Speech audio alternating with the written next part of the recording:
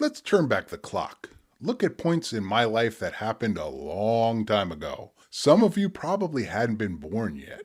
You might be asking yourself, why bother looking back, especially that far? Because the past, it does shape the future to some degree.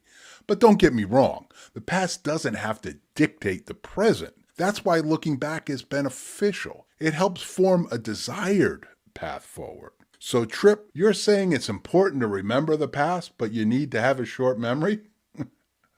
Exactly, that's what I'm saying. In other words, getting this journey of life right is harder than it looks, right?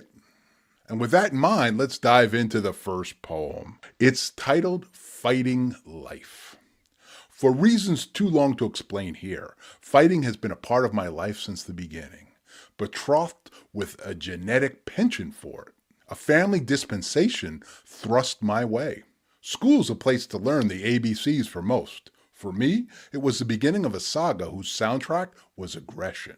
There I stood, ready to battle every injustice or slight, real and imagined, swinging for values and beliefs before they had formed, oblivious to the dismay my behavior elicited.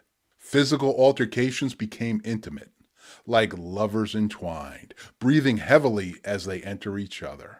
My osseous balls climax a pugnacious finish that brought what was inside out. I've not been there in a long time, but it's still in me.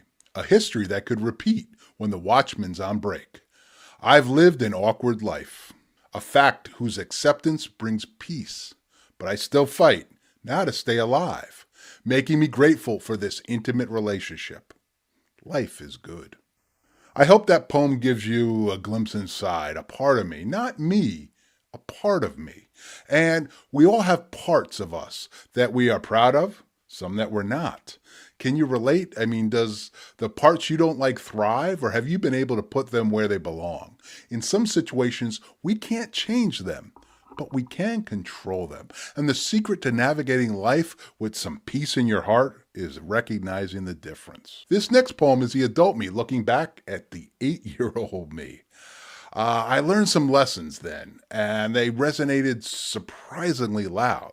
So I can remember them and feel them 50 years on now. Let's look way back with this poem titled, What Other People Are Doing. Countless times I've wondered what someone else was up to, what they were doing. I remember in 3rd grade not being invited to a party. Just about everyone else in my grade was going. Convinced my invitation had somehow been overlooked or lost, I approached Stephanie, the party girl, about my invite. My invitation wasn't lost. It was not an oversight. Stephanie was clear about that, but her reasoning was ambiguous. This experience is anything but unique and also powerful, both in the immediate and its legacy. The night of that party, my mind fixated on the event. What was happening? My head wasn't with me that evening. What a pitiful persona I presented. Next day, my single-mindedness drove me to quiz my friend Randy about the party, wanting to know every detail. At first, I was skeptical, but eventually I believed it when he said it was a boring party. Little did I know a decade later, I'd be throwing parties that people still recount to this day. Being excluded from Stephanie's party was, and is, insignificant. Learning where to place your feelings was a brilliant lesson that serves me to this day.